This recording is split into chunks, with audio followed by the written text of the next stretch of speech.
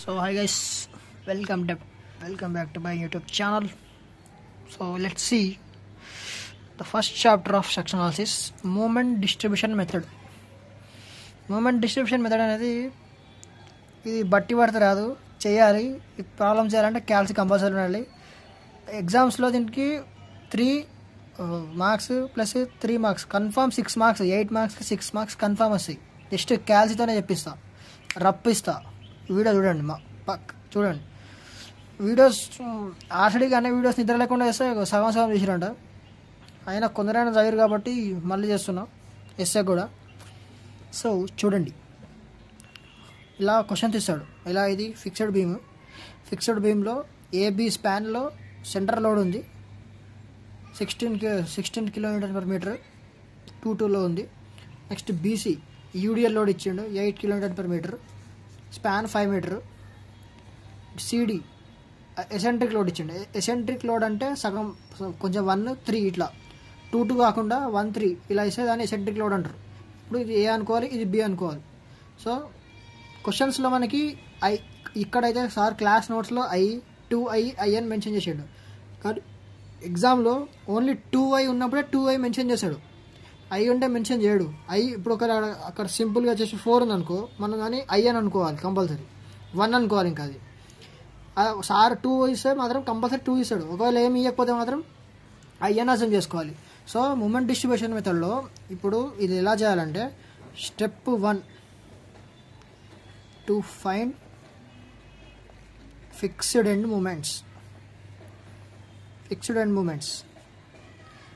మూమెంట్స్లో formulas ఉంటాయి. ఇప్పుడు ఈ స్పాన్ ఎంఎఫ్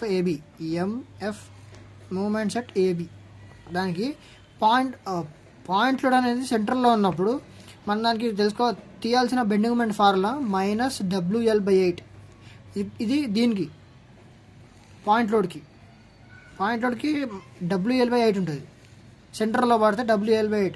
సో -W ఎంత 16, L ఎంత 4/8 చేస్తే answer -8 kilonewton per metre.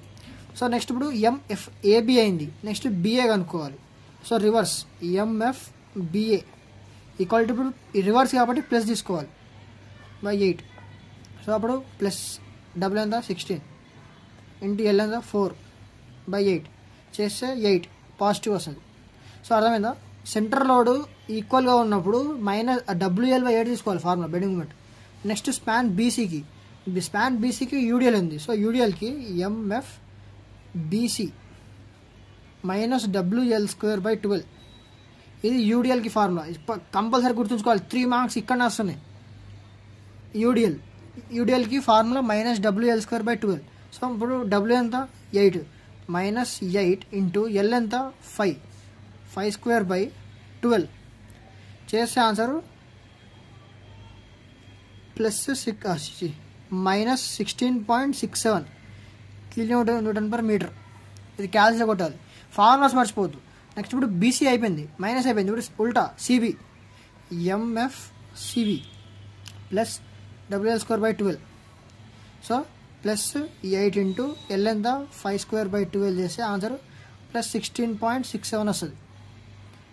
Units compulsory రాయాలి. సో మనకి ఇప్పుడు ఇంకో స్పాన్ ఉంది, ఏది సిడి. ఇది ఎసెంట్రిక్ లోడ్లో 1 బి ఏ అనుకోవాలి, 3ని బి అనుకోవాలి. సో దానికి MF CD equal to -WAB²/L². First B² అనుకోవాలి, ఏని ఏలా ఉంచి నెక్స్ట్ B². ఇది ఫార్ములా. సో -W ఎంత 12 ఇంటూ ఏ ఎంత 1. ఏది ఫస్ట్ ఉంటే అది ఏ అనుకోవాలి, A1 into B 3/L². L ఎంత 4² చేస్తే ఆన్సర్ -6.75 కిలోన్యూటన్ పర్ మీటర్ ఇలా వస్తుంది. Next reverse MFDC +W. ఇప్పుడు ఫార్ములా చేంజ్ అవుతుంది. ఇందాక పైన B² కదా, ఇక్కడ A² అవుతుంది /L². సో +12 ఇంటూ ఏ ఎంత 1² ఇంటూ 3/4² చేస్తే ఆన్సర్ +2.25 కిలోన్యూటన్ పర్ మీటర్ వస్తుంది. సో ఇది ఫస్ట్ స్టెప్. ఇది పాయింట్ లోడ్ అనేది సెంటర్లో పడ్డప్పుడు ఈక్వల్గా ఉంటే WL/8 తీసుకోవాలి. ఒకటి మైనస్ తీసుకోవాలి, ఇంకోటి రివర్స్ ప్లస్ తీసుకోవాలి. సెకండ్ బీసీ యూడిఎల్ పడ్డప్పుడు WL²/12 చేయాలి. First minus, next reverse plus. దాని తర్వాత ఎసెంట్రిక్ లోడ్ పడ్డప్పుడు ఇలా చేయాలి. ఇది ఏ అనుకోవాలి, ఇది బి అనుకోవాలి. సో ఫార్ములా ఫస్ట్ AB² అనుకోవాలి, దాని తర్వాత నెక్స్ట్ A²B అనుకోవాలి, A² అనుకోవాలి. ఇది ఫస్ట్ స్టెప్ అయిపోయింది. సెకండ్ స్టెప్ చూద్దాం. సెకండ్ స్టెప్ ఏంటంటే step 2. Step 2 to find distribution factor. Distribution factor. So దీనికి ఒక టేబుల్ ఉంటుంది. ఏంటి? Joint, member. నేను చెప్తా జాయింట్ అంటే ఏంటి, మెంబర్ అంటే ఏంటి అని. So next relative stiffness K అనుకోవాలి. ఇది total stiffness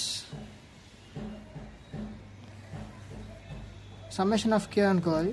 next distribution factor K/, total relative stiffness by total relative stiffness. So ఇప్పుడు దీంట్లో జాయింట్ ఏదంటే ఈ నాలుగిట్లో మధ్యలో సెంటర్ ఏముంది, బి. ఇది ఒక జాయింట్, సి ఒక జాయింట్. సో BC జాయింట్ అనుకోవాలి. చూడండి, BC 2 జాయింట్స్. ఇప్పుడు బీకి మెంబర్స్ ఏంటి? బీకి 2 మెంబర్స్ ఉంటాయి. ఏది? BA BC. BA BC 2 members. So BA BC. ఇప్పుడు నెక్స్ట్ జాయింట్ సి. జాయింట్ సికి మెంబర్స్ ఏంటి? CB CD. CB CD.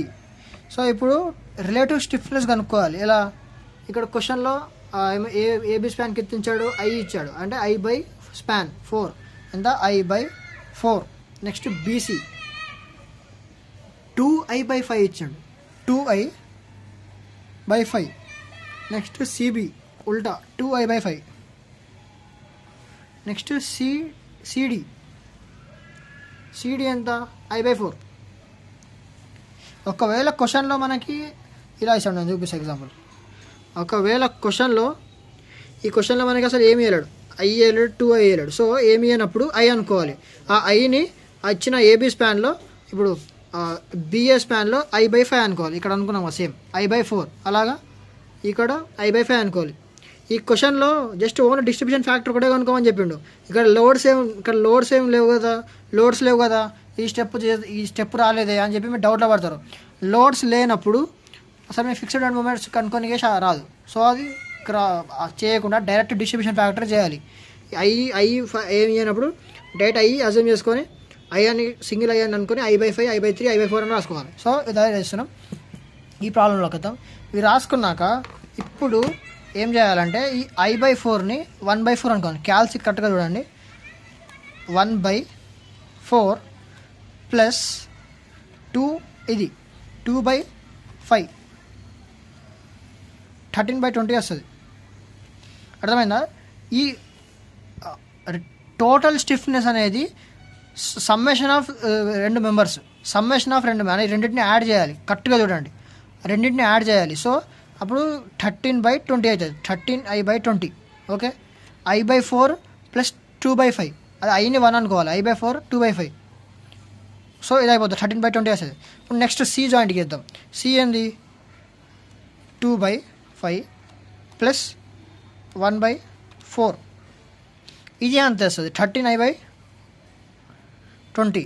So ఇలా వచ్చాక ఇప్పుడు ఇక్కడ ఏం చేయాలంటే చూడండి, K బై టోటల్ K అంటే ఇది చేయాలి. చూపిస్తా. సో ఇప్పుడు ఒకటి తీసుకున్నాక ఇంకోటి తీసుకొని 1/4. ఇప్పుడు ఒక్కొక్కటి చేయాలి, ఒకటి చేయాలి. అర్థమైందా? I/4 బై ఇంకో ఇది చేసి 13/20, 5/13 వస్తుంది. ఏ జాయింట్కి? BA జాయింట్కి 5/13 వచ్చింది.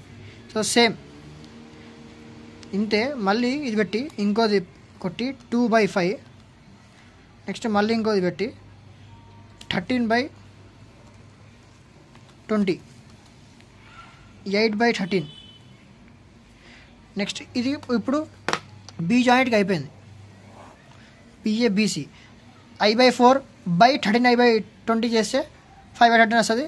2I/5 బై 13I/20 చేస్తే 8/13 వస్తుంది. ఇక్కడ సేమ్ రెసిప్రోకల్ సేమ్ వాల్యూస్ కాబట్టి డైరెక్ట్గా చేస్తున్నా. ఇక్కడ 8/13 వస్తుంది, ఇక్కడ 5/13 వస్తుంది. ఇది డిస్ట్రిబ్యూషన్ ఫ్యాక్టరు, ఇది ఇక్కడ ఓన్లీ ఒక్క స్టెప్ చేసినందుకు సార్ ఎగ్జామ్లో 3 మార్క్స్ ఇస్తుండు. ప్రీవియస్ ఇయర్ పేపర్ చూస్తే ఒకవేళ లోడ్స్ ఇస్తే ఫస్ట్ ఇది చేసి నెక్స్ట్ ఇది చేయాలి. ఒకవేళ క్వశ్చన్లో లోడ్స్ ఏమి ఇవ్వకుండా జస్ట్ స్పాన్స్ ఇచ్చి హింజ్డ్ సెక్షన్స్ మీరు ఐ మీరు అజమ్ చేసుకొని చేయాలంటే ఇలా చేయాలి. దీనికే 3 మార్క్స్ ఇస్తుండు. ఇప్పుడు మీకు నెక్స్ట్ పెద్ద ప్రాబ్లం ఇచ్చినా కానీ ఈ 2 స్టెప్స్ చేస్తే మీకు 3 మార్క్స్ పడిపోతాయి 5 మార్క్స్లో. ఇంకో 2 మార్క్స్ మీరు చేయాల్సింది మూమెంట్ డిస్ట్రిబ్యూషన్ టేబుల్లోనే అంతే. ఈ 2 స్టెప్స్ మాత్రం కంపల్సరీ చదవాలి ఫస్ట్ చాప్టర్లో. ఇప్పుడు నెక్స్ట్ స్టెప్ ఏంటంటే టు పర్ఫామ్ మూమెంట్ డిస్ట్రిబ్యూషన్. ఇందాక చేసిన 2 స్టెప్స్కి మనకి 3 మార్క్స్ పడిపోతాయి. సార్ ఎట్లా ఇచ్చినారంటే 11th క్వశ్చన్లో ఏ 3 మార్క్స్, బి 5 మార్క్స్. ఫస్ట్ క్వశ్చన్లో మీరు 2 స్టెప్స్ చేస్తే 3 మార్క్స్ పడిపోతాయి. సెకండ్ క్వశ్చన్లో కూడా మీరు 2 స్టెప్స్ చేస్తే 3 మార్క్స్ పడిపోతాయి. ఇప్పుడు మీరు ఈ టేబుల్ అనేది జస్ట్ 2 మార్క్స్ కోసం చేస్తున్నారు. సో ఈ ఫస్ట్ 2 స్టెప్స్ అనేది ఎంత క్రూషియలో మీరు అర్థం చేసుకోండి, కంపల్సరీ చేయాలి. అప్పుడు నెక్స్ట్ ఏం చేయాలంటే ఇప్పుడు కథలు పడాలి. ఎలా అంటే ఎన్ని ఇచ్చిండు, టోటల్ 4 స్పాన్స్ ఇచ్చిండు. 4 స్పాన్స్ని ఇలాగ రాసుకోవాలి. ఎలా అంటే ఫస్ట్ ఏ గీస్తా, ఇలా ఒక టేబుల్ గీయాలి. టేబుల్ గీసి ఇప్పుడు సెక్షన్ ఇక్కడ బి దగ్గర చెప్తా, బి, సి, ఇక్కడ డి. ఈ బి దగ్గర 2 డబ్బులు ఎందుకు కొట్టినవరా అంటే చెప్తా. కొట్టడానికి రీజన్ ఉంటుంది, కొట్టకుండా ఏం చేయలేం కదా. బి సెక్షన్ దగ్గర మనకి ఇక్కడ ఏమొచ్చినాయి, డిస్ట్రిబ్యూషన్ ఫ్యాక్టర్ 2 వస్తాయి కదా. బి దగ్గర 5/13, ఇంకో 8/13. సో అది రాసుకోవాలి. ఇక్కడ 5/13, ఇక్కడ 8/13. నెక్స్ట్ సి జాయింట్, సి దగ్గర 8/13, నెక్స్ట్ 5/13, 8/13, 5/13. ఓకే, ఇది కథ. ఇప్పుడు ఇక్కడ ఏం నింపాలంటే ఫిక్స్డ్ ఎండ్ మూమెంట్స్ నింపాలి. ఫిక్స్డ్ ఎండ్ మూమెంట్స్ ఇవి: AB -8, BA 8, BC -16, CB +16, CD -6.7, DC +2.25. So ఇప్పుడు A -8.0, ఇక్కడ B +8.0, C అదే BC -16.67, CB +16.67, next CD -6.75, DC +2.25. ఇక్కడ రిమార్క్స్, ఈ రిమార్క్స్లో ఒకటి క్యారీ ఓవర్, ఇది ఫిక్స్డ్ ఎండ్ మూమెంట్స్ అంటారు వీటిని. ఇవి మనం చేసుకొని ఫిక్స్డ్ మూమెంట్స్. ఇప్పుడే ఇక్కడ పెద్ద స్టంట్ ఉంటుంది. క్యాల్సీ కరెక్ట్గా చూడండి. క్యాల్సీ వాడడం వస్తేనే ప్రాబ్లంలో 6 పడతాయి. అది 8కి 6 అన్న వస్తాయి, చైన్కి వస్తాయి. సో ఇప్పుడు ఫిక్స్డ్ మూమెంట్స్ రాసుకున్నాక ఇక్కడ 8, ఇక్కడ 16 ఉందా. సో ఏం చేయాలంటే +8 -16.67 చేస్తే ఒక ఆన్సర్ వస్తుంది. ఈ వచ్చిన ఆన్సర్ మైనస్లో వచ్చిందా, దాన్ని డైరెక్ట్ ఆన్సర్ అని కొట్టండి. Okay, answer into 5/13. ఆ మైనస్ చేసిన దాన్ని 5/13 తో ఇంటూ చేయాలి. 5/13 చేస్తే మనకు ఆన్సర్ మైనస్లో వస్తుంది. మైనస్లో వచ్చిన దాన్ని మనం ప్లస్ అని రాయాలి, +3.33. ఓకే, అర్థమైందా స్టెప్? ఏం లేదు, ఫస్ట్ ఇది మైనస్ చేసుకోవాలి. 8 - 16 చేయాలి, ఇలా వస్తుంది. అది ఆన్సర్ మైనస్లో వస్తుందా, ఆ వచ్చిన ఆన్సర్ని మైనస్నే ఇంటూ 5/13. ఓకే, ఇది -8.67 ఇంటూ 5/13 ఇంత వస్తుంది. వచ్చిన మైనస్ని మైనస్ అని రాసుకోదు. ఇక్కడ ఎప్పుడైనా క్యాల్సీలో మైనస్ వస్తే దాన్ని ప్లస్ అని రాయాలి. ఓకే, ఇప్పుడు దాని పక్కన ఇంకొకటి, ఇప్పుడు 8 - 16.67 చేస్తే -8.67 వచ్చింది. దాన్ని ఇంటూ 8/13 చేయాలి. ఇప్పుడు 8/13 చేస్తే ఆన్సర్ -5.33 వచ్చింది. సో వచ్చిన మైనస్ని 5 ప్లస్ అని రాసుకోవాలి, 5.33. ఇక్కడ అయిపోయిందా. ఇప్పుడు ఈ జాయింట్ దగ్గర పోవాలి. ఇలా +16.67 -6.75 చేస్తే ఇక్కడ పాజిటివ్లో వచ్చిందా 9.92 ఇంటూ 8/13. ఇక్కడ ఆన్సర్ ప్లస్ వస్తుంది, దాన్ని మనం మైనస్లో రాసుకోవాలి. -6.10. సేమ్ ఇప్పుడు నా 16-16.67 -6.7 చేస్తే 9.92 ఇంటూ 5/13 మైనస్ ప్లస్ వస్తుంది, మైనస్ రాసుకోవాలి. -3.81. ఇక్కడ ఏం లేవు కాబట్టి నిల్. సో ఒక స్టెప్ అయిపోయింది. ఇప్పుడు ఇది మూమెంట్ డిస్ట్రిబ్యూషన్, అది ఫిక్స్డ్ మూమెంట్ డిస్ట్రిబ్యూషన్. ఇప్పుడు వీటిని ఇక్కడ వచ్చిన దాన్ని హాఫ్ రాసుకోవాలి. ఇక్కడ హాఫ్ ఎంత 3.33/2 1.665. దీన్ని హాఫ్ ఇక్కడ రాసుకోవాలి ప్లస్ 1.665. ఓకే, అర్థమైందా? ఇప్పుడు దీంట్లో హాఫ్ ఇక్కడ రాయాలి. -6లో హాఫ్ ఎంత -3.05. 5.3లో హాఫ్ 2.665. దీంట్లో హాఫ్ -1.905. ఓకే, ఇప్పుడు ఇది హాఫ్ తీసుకున్న దాన్ని ఇట్లా హాఫ్ చేసిన దాన్ని క్యారీ ఓవర్ అంటారు. Carry over. ఓకే, అర్థమైందా? ఇప్పుడు ఏం చేయాలంటే ఈ -3. ఇప్పుడు ఇక్కడ రావాలి. ఇప్పుడు బి దగ్గర -3.05 ఉందా, -3.05 ఇంటూ 5/3 చేయాలి. 5/13 చేస్తే -1.17 వస్తుంది. వచ్చిన 1.17ని ప్లస్ 1.17 అని రాసుకోవాలి. ఓకే, మళ్ళీ అదే -3.05ని ఇంటూ 8/13 చేయాలి. -1.87 వస్తుంది. దాన్ని ప్లస్ 1.87 రాసుకోవాలి. బి జాయింట్ అయిపోయింది. ఇప్పుడు సి జాయింట్ పోదాం. 2.665 ఇంటూ 8/13 1.64. ప్లస్లో వచ్చింది కూడా మైనస్ రాసుకోవాలి. నెక్స్ట్ 5/13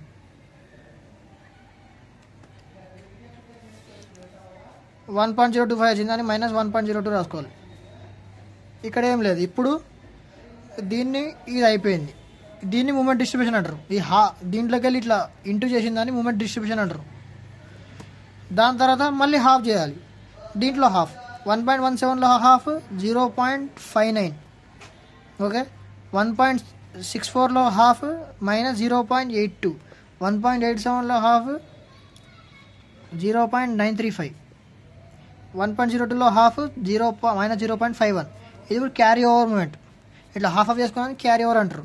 ఇప్పుడు ఈ వచ్చిన -0.82ని -0.82 ఇంటూ 5/13 -0.31 వచ్చింది. దాని 0.32 అదే round figure. Next same 8/13 plus 0.50. ఇవన్నీ సేమ్. ఇప్పుడు 0.935 ఇంటూ 8/13 చేస్తే ఆన్సర్ -0.58 వస్తుంది. ఇక్కడ -0.36 వస్తుంది. దీన్ని దీంతో చేస్తే 0.6 వస్తుంది. చేస్తాం. ఇది మూమెంట్ డిస్ట్రిబ్యూషన్. మళ్ళీ హాఫ్ క్యారీ ఓవర్ 0.16 హాఫ్.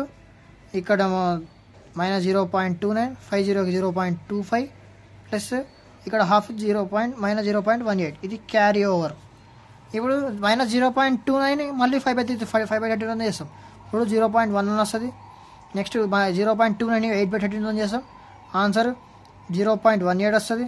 ఇక్కడ -0.15 వస్తుంది. దీంతో దీన్ని చేస్తే ఇక్కడ 0.1 వస్తుంది. ఇది మూమెంట్ డిస్ట్రిబ్యూషన్.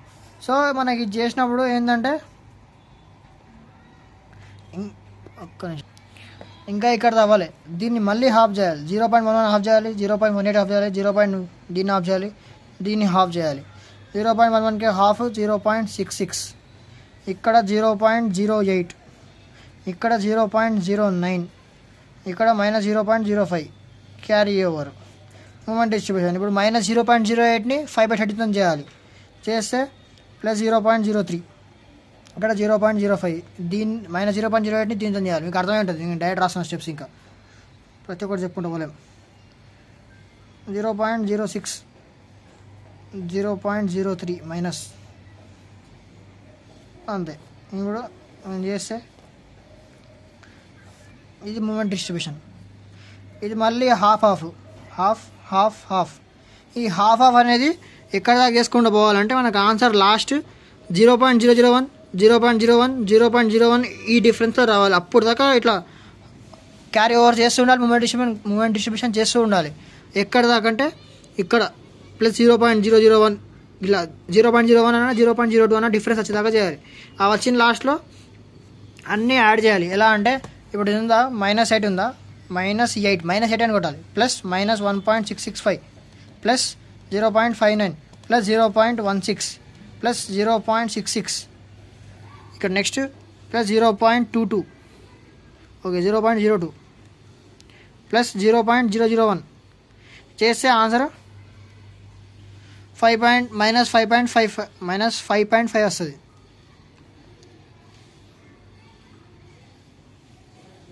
అలా అన్నిటినీ సమ్మేషన్ చేస్తూ ఇలా రాయాలి ఆన్సర్. ఇలా ఆన్సర్ రాసినాక నెక్స్ట్ స్టెప్ ఉంటుంది, ఇలా ఆన్సర్ రాయాలి. ఇక్కడికి మూమెంట్ డిస్ట్రిబ్యూషన్ అయిపోతుంది, ఖతం. ఇది ప్రాబ్లం. ఈ ప్రాబ్లంలో మీరు ఫస్ట్ 2 స్టెప్స్ చేసినా సగం మార్కులు పడిపోతాయి. ఫస్ట్ 2 స్టెప్స్కి సగం మార్కులు పడిపోతాయి. ఈ దానికి డిస్ట్రిబ్యూషన్ ఫ్యాక్టర్కి ఇది చేస్తే ఫుల్ మార్క్స్. ఓకే.